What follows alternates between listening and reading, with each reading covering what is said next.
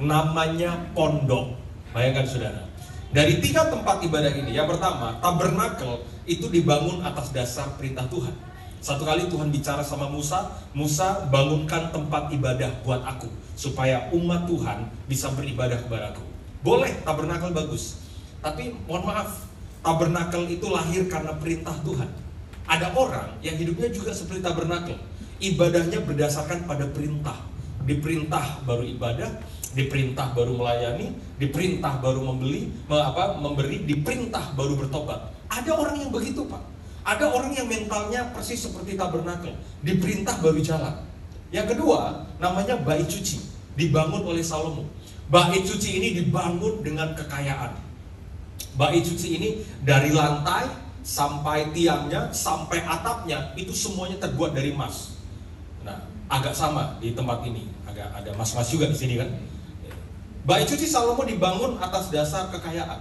Ada orang yang begitu, Pak. Ada orang yang datang kepada Tuhan karena mampu, diberkati, karena kaya, mau melayani karena mobilnya lebih banyak daripada orang lain, rumahnya lebih besar daripada orang lain, dan mau melayani karena dari kemampuan, bukan atas dasar kemauan. Tapi mohon maaf, bait suci udah gak ada lagi, Pak, kecuali runtuhan dan hanya monumen. Tapi ada satu tempat, tempatnya sederhana, namanya pondok, dibangun oleh Daud. Bahkan orang menyebutnya dengan sebutan kemah Daud.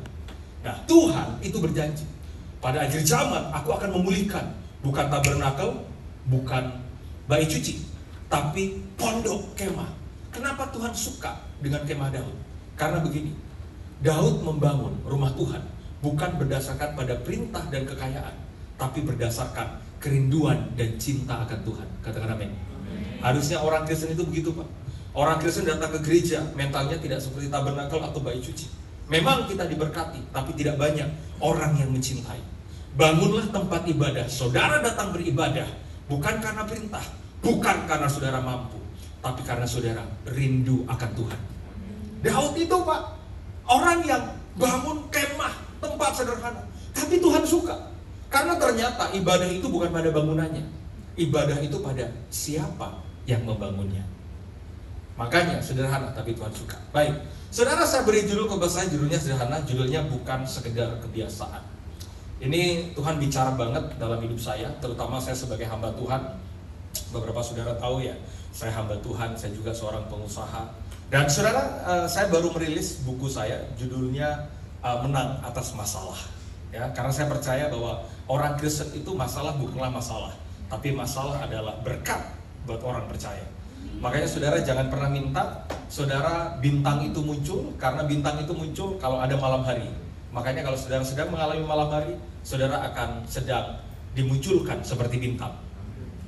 Kayaknya sedih semua nih wajahnya kayaknya. Kalau saudara percaya janji Tuhan, berkali-kali dalam kitab Mazmur Tuhan menulis janjinya bahwa janji Tuhan itu seperti fajar pagi hari, betul? Tapi mohon maaf, fajar pagi hari tidak akan pernah muncul kalau tidak ada gelapnya malam hari yang harus saudara lewati. Jangan minta fajar pagi harinya. Gak ada, Pak, fajar pagi hari kalau saudara tidak lewat malam harinya, kalau saudara tidak lewat gelapnya. Makanya kalau saudara sedang mengalami gelap malam hari, percaya saja, tidak lama lagi fajar pagi hari akan datang dalam hidup saudara. Ya, saudara bisa dapatkan buku ini.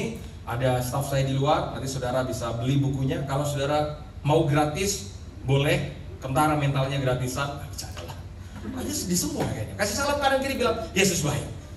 Kayaknya saudara itu koknya sedih. Haleluya. Saudara bisa dapatkan buku ini di belakang. Baik, saudara, satu kali Tuhan bicara sama seorang pemimpin namanya Musa. Nah, Musa ini lahir dari istana, sekalipun dia dari kelompok orang Yahudi, tapi Musa tumbuh besar di istana. Kalau saudara bicara tentang istana, istana itu penuh dengan kemewahan, istana itu penuh dengan kelimpahan. Nah, hari itu Tuhan memunculkan Musa itu lewat istana. Bahkan dia dianggap sebagai anak putra mahkota Mesir. Sekalipun bahwa dia bukanlah anak kandung. Dia adalah anak yang dipungut karena hari itu dia harus dihanyutkan di sungai Nil dan akhirnya ditemukan oleh putri Firaun. Dan hari itu dia diangkat sebagai pangeran Mesir. Saudara, boleh kita jadi pangeran, boleh kita di istana, Tapi ternyata tujuan Tuhan untuk memberkati seseorang bukan cuma sekedar kaya dan penuh dengan kelimpahan. Karena tujuan Tuhan menyelamatkan Musa adalah suatu saat Musa harus menyelamatkan bangsanya. Ini yang saya percaya, apapun kondisi hidup saudara, tujuan kita pada akhirnya harus menjadi penyelamat buat orang lain. Makanya boleh diberkati Pak, tapi tujuan kita bukan cuma sekedar diberkati. Tujuan kita adalah menjadi berkat buat orang lain.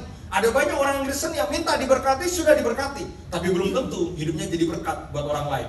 Nah, hari itu ketika Musa ada di tanah Mesir, dia menikmati kekayaan, dia menikmati kelimpahan, dia menikmati segala bentuk pemberian di tanah Mesir. Tapi sayang, Tuhan tidak pernah bicara kepada Musa di tanah Mesir. Miris saudara. Ada orang yang persis seperti Musa, diberkati, berlimpah, tapi Tuhan tidak pernah bicara atas hidupnya. Hanya sekedar menikmati kekayaan dunia tanpa mengerti prinsip-prinsip sorga, tanpa mengerti tujuan hidupnya. Nah, hari itu Tuhan buat skenario supaya Musa keluar dari tempat yang membuat dia nyaman. Mohon maaf saudara, tempat yang paling berbahaya untuk saudara tidak lagi peka dengan Tuhan adalah zona nyaman. Orang kalau sudah nyaman Pak, orang susah Pak taat sama Tuhan. Tuhan buat apa kalau semua keadaannya nyaman? Makanya hari itu tiba-tiba Tuhan proses hidupnya Musa dari Mesir harus keluar ke padang gurun Pak. Itu gak mudah. Bayangkan putra mahkota, pangeran Mesir, semuanya ada, diberkati, berlimpah, makanannya ada. Tapi hari itu Tuhan harus mengeluarkan dia keluar dari tanah Mesir. Makanya kalau saudara bisa ditampilkan klip berikutnya, ini adalah cara bagaimana orang Mesir dibawa Tuhan sampai di tanah perjanjian.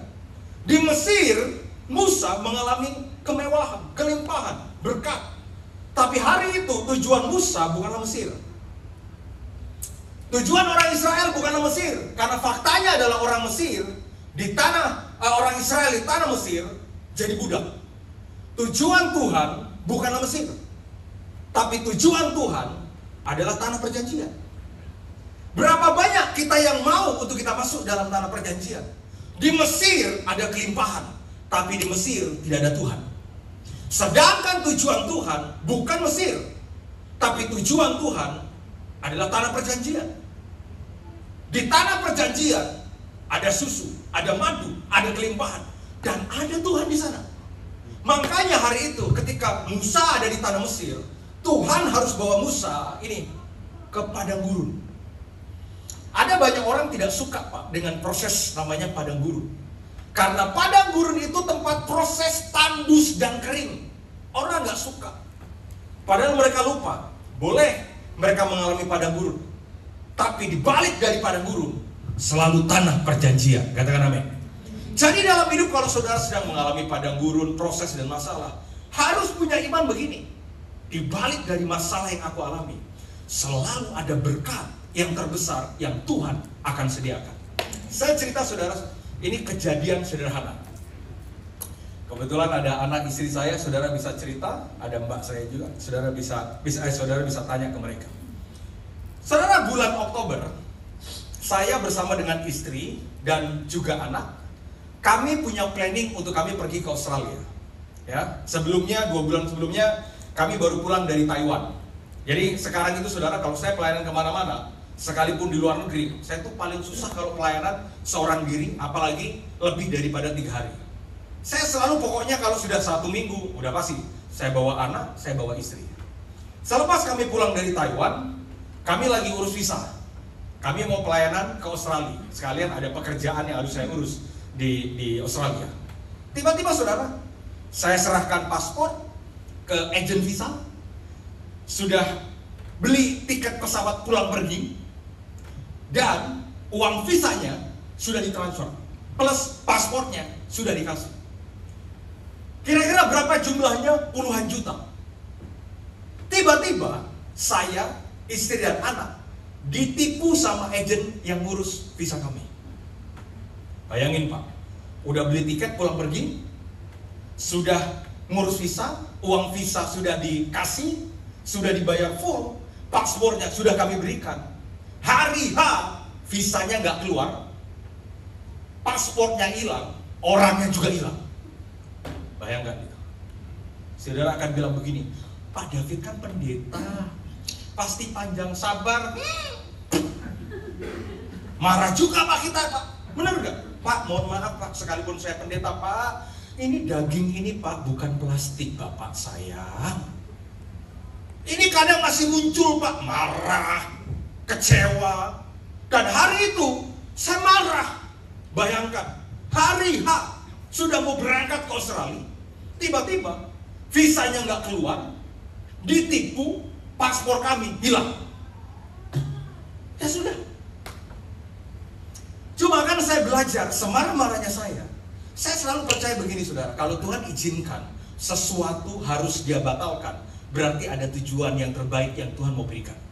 Hari itu saya bilang sama istri sama anak, aduh gimana nih? Ya udah gimana? Ya hangus. Tiket pulang pergi hangus, kita nggak mungkin bisa terbang, nggak ada visa. Nggak mungkin bisa terbang, nggak ada paspor. Ya sudah. Ternyata paspor saya itu dibawa lari sama agennya itu, orangnya itu takut kabur ke Bali. Sampai terus kemudian saya WA orangnya itu, sudah gini aja, kembalikan paspornya. Sudah hangus uangnya, saya udah minta, udah kembalikan paspornya karena saya butuh paspornya. Hari itu Pak, saya marah, saya jengkel Pak. Tapi selalu di hati kecil itu bicara begini, David, belajarlah sesuatu. Kalau ada yang Tuhan batalkan, berarti ada Tuhan yang rencanakan. Terkadang dalam hidup begitu. Kalau ada yang Tuhan mau batalkan, berarti ada yang Tuhan akan rencanakan. Oke, saya lihat istri saya kecewa. Anak saya Bradley, padahal saya mau bawa jalan-jalan ke Australia juga, kasihan. Hari itu juga saya ambil koper, saya bilang gini, ayo kita jalan-jalan lah keluar Jakarta, kemana? Ke Subang. Ya udah, kita jalan-jalan ke Subang sama teman kami. Kita ke Subang. Ternyata benar saudara. Terkadang dalam hidup Tuhan harus membatalkan sesuatu untuk Tuhan merencanakan sesuatu. Apa itu? Hari ini saya akan berterima kasih kepada orang yang tipu saya. Kalau perlu hari ini saya cium Pak tangan atau jidatnya Pak. Terima kasih ya. Kenapa?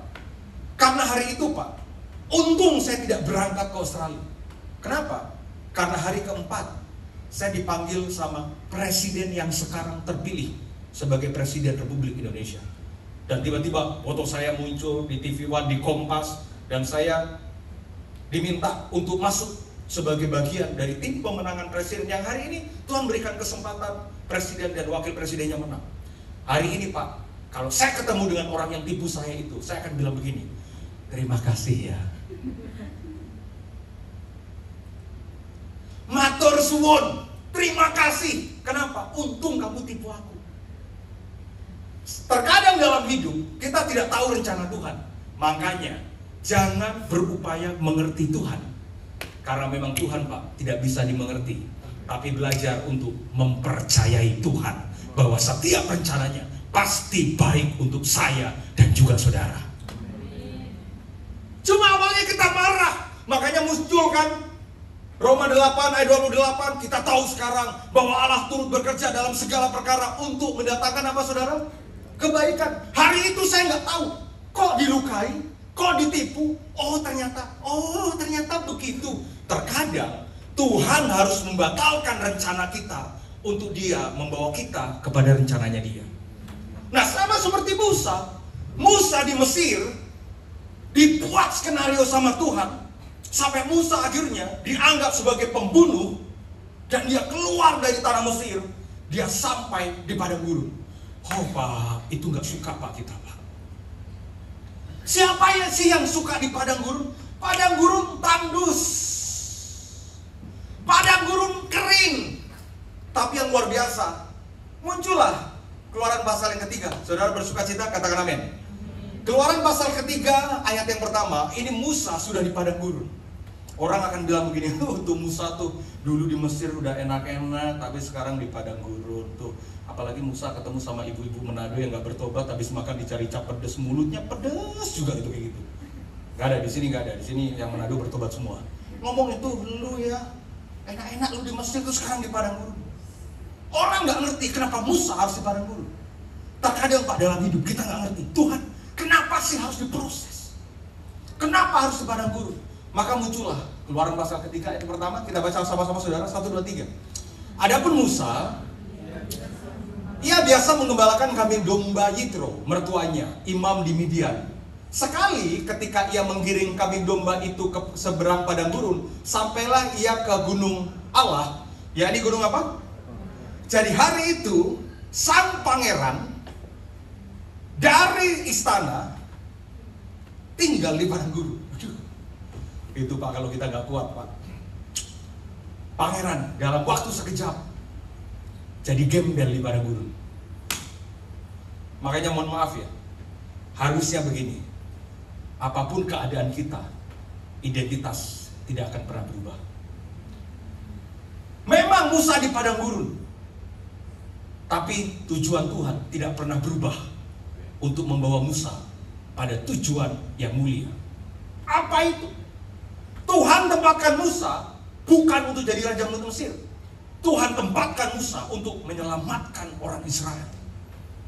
Makanya hidup ini Pak, jangan bicara keselamatan kalau tidak saudara tidak jadi penyelamat buat hidup orang lain.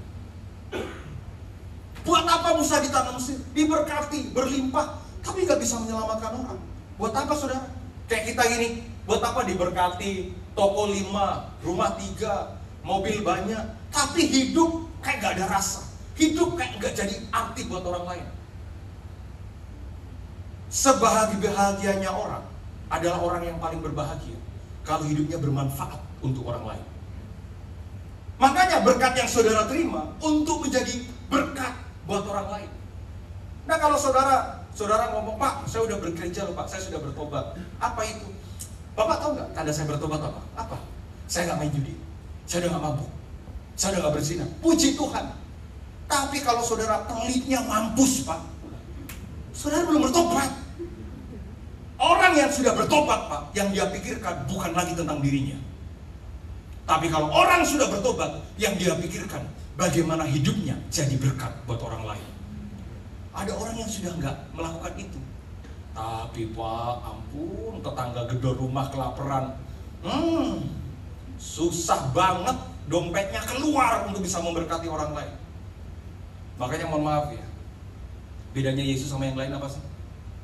Satu saja Pak, Yesus mau mati dan berkorban, itu bedanya. Selebihnya sama. Gak ada Pak Tuhan yang mau mati buat umatnya kecuali apa yang Yesus buat di atas kayu salib. Nah terus, ketika Musa hari itu, Alkitab mencatat dengan jelas ada kata ia biasa. Nah, sebenarnya kata biasa ini sedikit agak menampar kita ya. Kenapa? Karena biasa itu adalah kebiasaan. Jadi hari itu, waktu Musa di padang gurun, ketika muncul kalimat ia biasa, kayak kita lah, ya sudah biasa sih. Kita udah biasa ke gereja, ya nggak tahu ke gerejanya juga dengerin firman atau main handphone juga nggak tahu. Ada orang memang sudah kebiasaan hari Minggu ke gereja. Biasa itu apa sih? Kata biasa adalah sesuatu aktivitas yang dilakukan berulang, namanya kebiasaan.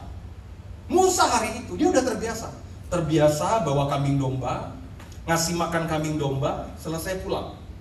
Besoknya juga begitu. Dia mengembalakan kambing domba, setelah ngasih makan domba, selesai pulang. Dan Musa, dia sudah tahu jalan yang mana yang harus dia pergi dan jalan mana yang harus dia pulang. Karena dia sudah terbiasa untuk melakukan itu setiap hari. Tapi tiba-tiba, ini saudara, kebiasaan adalah segala sesuatu yang dilakukan atas dasar kebiasaan pasti membosankan. Pasti bosan saudara.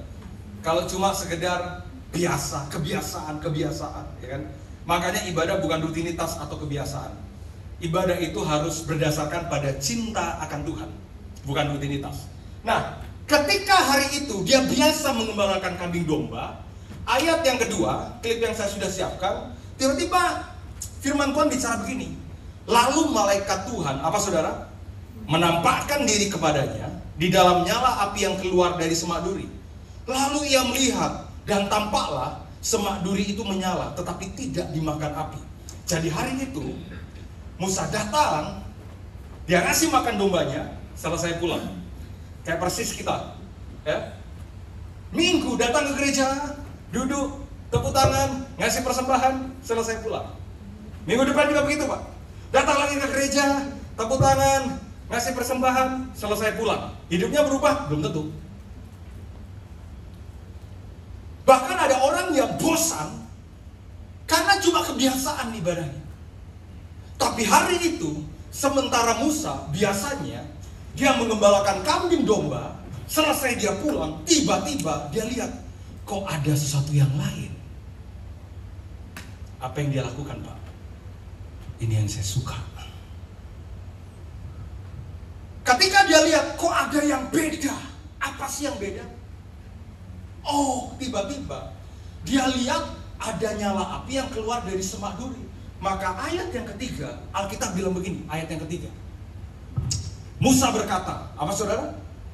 Baiklah aku. Apa? Baiklah aku. Baiklah aku menyimpang. Saudara, kata menyimpang itu keluar dari jalur kebiasaan. Jadi hari itu, ketika Musa, dia selesai memberi makan kambing domba, selesai dia pulang, biasanya di jalan yang sama. Tiba-tiba dia lihat, loh, kok ada yang beda? Biasanya nggak ada, tapi kenapa nggak tahu hari itu? Kok tiba-tiba ada nyala api? Begitu ada nyala api, dia mikir, kalau gitu, biarkan aku menyimpang. Kakinya, Pak, bukan di tempat yang sama lagi. Kakinya menyimpang. Keluar dari kebiasaan. Ada orang, Pak, yang tiap minggu ke gereja gak bertobat. Selingkuh jalan terus. Zina jalan terus. Mabuk jalan terus. Apa yang salah? Minggu ke gereja. Karena faktor kebiasaan.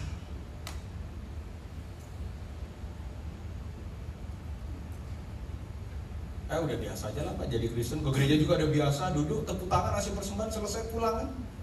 Biasa. Berubah gak hidupnya? Tapi hari itu Musa sadar, enggak. Ada sesuatu nih. Begitu dia lihat, dia menyimpang, Pak. Dia keluar dari kebiasaannya dia. Saya punya perjumpaan rohani sama Tuhan. Sudah jadi Kristen. Sebelumnya jadi Kristen juga, tapi ke gereja terus. Ya, minggu gereja. Ya, dosa jalan terus sih, Pak. Tetap. Teman saya, ada teman saya itu dulu, saya punya band di apa, dia tuh gitaris. Itu, Pak, kalau pagi itu kadang dia angkat tangan terus sambil kepalanya gitu. Saya pikir dia dilawat Tuhan. Enggak. Tadi malam belum selesai, makanya di gereja kena musik jalan terus. Wah, kita udah sampai segitunya, Pak. Terus kemudian saya berpikir, kenapa ya? Kok gak berubah? Apa yang salah? Ya gimana mau berubah, Pak? Karena ke gereja udah, ya udah gereja, weh, selesai pulang ya, shalom, Pak, shalom. Tapi hari itu, Pak, ada seorang pembicara dari Surabaya. Beliau sudah almarhum. Namanya Pastor Jeffrey Michael Pesky. Hari itu saya biasa ke gereja ini, tapi saya dengar pesan yang beda. Hari itu dia bilang begini, saudara-saudara, tahu saudara bahwa kita ini adalah semua anaknya? Oh iya, amin, puji Tuhan. Tahu saudara, yang paling Tuhan mau ketika kita itu beribadah apa? Bersekutu dengan Dia. Hari itu dia ngomong gini, saudara, gereja ini bukan saudara datang, saudara mengundang Tuhan, bukan. Waktu itu saya mikir, oh, maksudnya apa? Tapi gereja ini adalah rumah Tuhan, Dia yang mengundang saudara. Oh iya ya, gereja rumah Dia. Berarti saya bukan mengundang Dia. Agak aneh, Pak. Masa tamu mengundang yang punya rumah? Berarti saya diundang sama Dia. Waktu itu dia cerita tentang anaknya, dan itu memberkati saya. Waktu itu dia cerita tentang anaknya. Anak saya, anaknya namanya Jason. Anak saya Jason, kalau saya lagi capek, saudara, saya pulang ke rumah, tidak ada kebahagiaan buat seorang bapak kecuali bisa peluk anaknya. Dia cerita bagaimana dia peluk anaknya. Ya, hari itu agak susah saya menerjemahkan ya. Pertama, saya jomblo, gak punya cewek, ya kan? Belum menikah, gak punya anak. Gimana kita menerjemahkan? Setelah saya jadi bapak, Pak, saya baru tahu.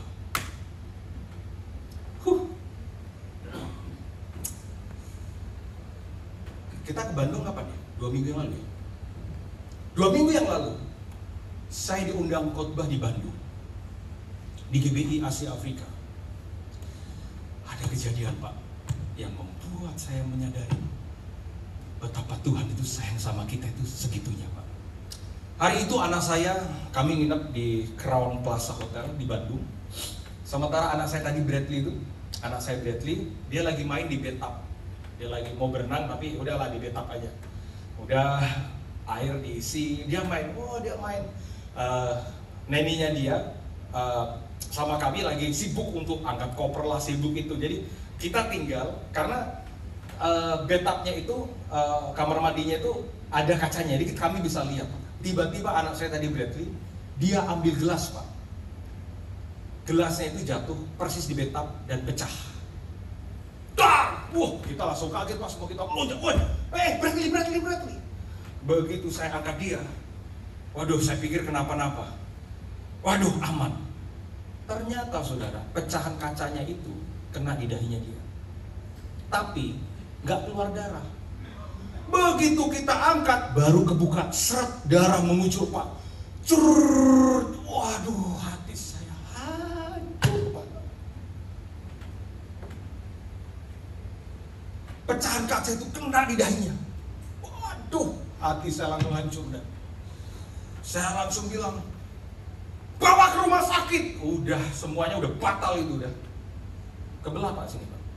Tadi, wah saya udah bingung saya. Bawa ke rumah sakit. Saya bilang, Johan ambil mobil, bawa ke rumah sakit. Udah Pak, surut, langsung sampai di rumah sakit. Anda tahu, ini anak ketika ditempelin plester, kita udah nangis, dianya Daddy gitu ya. Bayangin Pak. Kita udah hancur Pak, air mata Pak, semua udah nangis itu. Itu istri saya nangis, Mbak juga nangis, istrinya dia juga udah kasihan, udah mau nangis. Itu tinggal satpam aja yang nggak nangis itu. Semua udah nangis Pak. Udah kita bawa ke rumah sakit. Begitu kita bawa di rumah sakit, dokternya bilang, mungkin istri saya kan juga dokter, Pak mesti dijahit. Padahal anak saya udah, Daddy, I'm okay. Daddy, I'm okay. Kita udah tempelin plaster Pak. Terus dokternya bilang begini, Pak, ini harus dijahit. Ya udah, dijahit. Gimana caranya? Gini, nanti saya akan suntik bius, tapi Bapak harus pegang kepalanya karena berbahaya kalau dia agak goyang-goyang. Apa yang saya lakukan saudara? Istri saya pegang kanan kiri sama susternya, saya pegang kepalanya Pak. Begitu mau disuntik, dia goyang, wah, dia nangis karena sakit kan. Air mata saya tumpah. Saya udah gak bisa lihat wajahnya dia nangis. Sampai dokternya, Pak, Bapak harus pegang kuat Pak, kalau nggak bisa dijahit ini. Waduh, udah nangis. Saya pegang kepalanya kuat, saya agak tekan kepalanya supaya dia nggak goyang. Sambil dijahit Pak, dahinya dia, air mata saya bercucuran. Saya udah nggak kuat, dia nangis, saya juga nangis. Pak, dokternya langsung tepuk saya. It's okay Pak. Air mata setelah dijahit saya peluk dia erat. Sampai saya bilang gini di hati saya, kalau kenapa-napa jangan kamu, aku aja bapakmu. Yang lain agak bengong, terutama yang jomblo. Dari situ Pak saya belajar. Saya pulang ke kamar, Tuhan seperti bicara, kamu ngerasakan kan? Kalau anakmu terluka, kamu nangis. That's what I feel. Itu yang aku rasakan. Oke Tuhan. Saya peluk anak saya. Saya peluk dia. Padahal dia setelah selesai, Daddy, I'm okay Daddy. Tapi saya gak berhenti nangis Pak. Karena saya takut anak saya kenapa-napa. Persis Tuhan kayak sama gitu. Makanya terkadang Tuhan sekalipun menempatkan Musa di padang gurun, tapi Tuhan tetap bicara sama Musa. Bayangkan ini padang gurun Pak. Anda tahu kata Horeb bisa dimunculkan nggak? Kata Horeb. Ini kata Horeb. Kata Horeb di dalam bahasa Ibrani dari kata Horeb itu artinya tandus dan kering. Tandus dan kering Pak. Nah Musa sebelumnya ini pangeran Mesir, tapi Tuhan mau bawa dia untuk jadi penyelamat Israel. Makanya caranya adalah sekalipun Musa ada di Horeb, tapi dia ketemu sama Tuhan. Buat saya Pak, rela Pak kalau kita di padang gurun, asal ada Tuhan. Iya kan? Buat apa? Coba suami istri. Buat apa diberkati berlimpah tapi laki lo tukang selingkuh? Bahagia? Enggak, Pak. Saya pernah, Pak, diundang berdoa.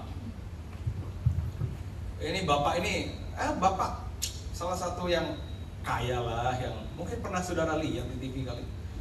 Istrinya, Pak, itu Pak, kalau cerita Pak Pendeta, saya udah gak kuat Pak Pendeta. Kenapa? Laki saya Pak ganti-ganti Pak. Loh kok tahu? Gimana gak tahu Pak? Ada fotonya Pak. Loh kok ibu bisa tahan kayak begini ya? Dulu nikahnya gimana? Ya dulu nikah Pak, saya lihat Pak, dia kaya, punya duit. Makanya kalau nikah, lu jangan lihat laki lu cuma karena isi dompet, isi hati jauh lebih penting. Gua maunya ngomong gitu. Berapa banyak kita kan mengukurkan karena begitu kan? Cuma sekedar diberkati. Saudara rela rumah tangga diberkati, berlimpah kaya raya, tapi suami main perempuan terus. Hati-hati saudara dengan berkat. Saya nggak anti dengan berkat ya. Saya sama sekali tidak anti.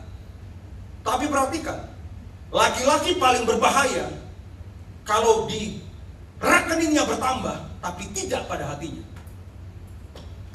Emang kita lebih suci daripada Raja Daud? Daud itu raja Pak, punya emas perak dan prajurit Israel ribuan, membawahi jutaan orang. Tapi justru dia jadi raja, dia jatuh dalam dosa perzinahan. Daud kalau tulis kitab Mazmur keren banget. Tulisan Daud di kitab Mazmur itu apa? Yang paling terkenal, tulisan Daud di kitab Mazmur adalah, Tuhan, cinta akan rumahmu menghanguskan aku, bos. Istrinya orang, lu apain bos? Oh iya.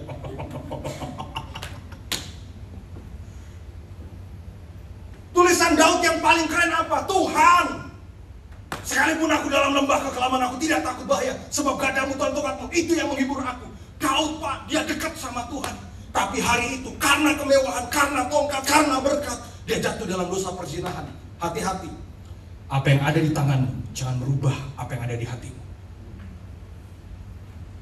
Makanya Tuhan proses Musa dari tanah Mesir masuk ke padang gurun. Tuhan seperti begini, gua habisin lo ya, gua murnikan lo ya, supaya lo hidup benar. Di Mesir Pak, Musa Pak, penuh dengan kemewahan. Tapi tidak pernah saudara baca Tuhan bicara kepada Musa di tanah Mesir. Gak. Buat apa tempat kemewahan tapi tidak ada Tuhan? Lebih baik di Horeb, tempat yang tandus tapi Tuhan bicara. Musa ketemu Tuhan. Kita gak suka dengan Horeb, padahal Horeb dipakai oleh Tuhan untuk memurnikan dan berjumpa dengan Tuhan. Makanya ternyata ini tujuan terakhir daripada Tuhan atas hidup Musa adalah Musa menjadi penyelamat. Bisa tampilkan klip berikutnya? Yang bersuka cita, saudara, katakan amin. Keluaran 3 ayat 9 kita baca sama saudara. 1, 2, 3. Sekarang seruan orang Israel telah sampai kepadaku. Juga telah kulihat betapa kerasnya orang Mesir menindas mereka. Ayat 10. Jadi sekarang pergilah, aku mengutus engkau kepada Fir'aun untuk membawa umatku orang Israel keluar dari tanah Mesir. Musa di Gunung Horeb, dia dapat perintah dari Tuhan. Musa, sekarang kamu pergi, selamatkan orang Israel yang sudah tertindas. Tapi Musa Pak tidak akan dapat firman itu kalau Musa dia berjalan seperti biasanya. Ketika ada semak yang menyala-nyala, dia anggap biasa, biasa aja lah, nggak usah dilihat. Tiba-tiba dia jalan, dia lihat semak-semak menyala, paling orang bakar sate kali. Tiba-tiba dia jalan, tiba-tiba ada semak belukar yang menyala, dia anggap adalah paling api biasa. Tapi hari itu, ketika dia jalan, ada semak duri yang terbakar, dia anggap tidak biasa. Enggak, aku mau ke sana. Miliki iman seperti begini, saudara. Kalau saudara dengar orang lain sedang diberkati, orang lain kesaksian, harusnya kita begini, enggak, aku mau Tuhan bicara seperti dia. Tuhan bicara atas hidupku. Jangan kita anggap biasa. Jangan ibadah itu ya sudahlah, ibadah biasa aja lah, minggu sebagai pelengkap hari. Ada orang yang merasa tidak kudus kalau hari Minggu nggak ibadah. Jadi dia harus beribadah ya. Kalau nggak ibadah kayaknya kurang gimana Pak? Kurang cinta sama Tuhan Pak kalau kita nggak ibadah Pak. Makanya hari Minggu dia datang ibadah. Makanya banyak orang ibadah itu sebagai rutinitas. Gitu. Ibadah itu sebagai aktivitas karena hari Minggu. Tapi saudara miliki hati yang enggak. Aku mau beda hari ini. Ketika datang, ngalamin Tuhan. Ketika datang, ngalamin perjumpaan pribadi dengan Tuhan. Ketika datang, ngalamin jamahan Tuhan. Ketika datang, ngalamin kebenaran. Amin. Tuhan Yesus memberkati. Saya suka dengan satu lagu. Pemain musiknya ada? Kalau enggak saya main musik nih. Ya. Saudara mari bangkit berdiri saudara.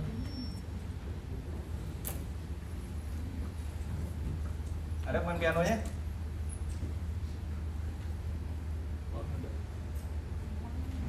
Kasih salam kanan kiri bilang Yesus baik. Yesus baik. Kasih C bisa? Kasih chord C. Selidiki aku, lihat hatiku, apakah ku sungguh mengasihimu? Kau yang maha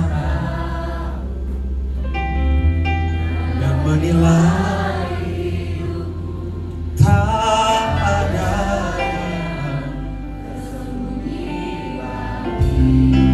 Sini. Telah kulihat kebaikanmu yang tak pernah habis. Ku berjuang sampai akhirnya kau dapati aku tetap setia. Kita nyanyikan dari awal. Selidiki hatiku, lihat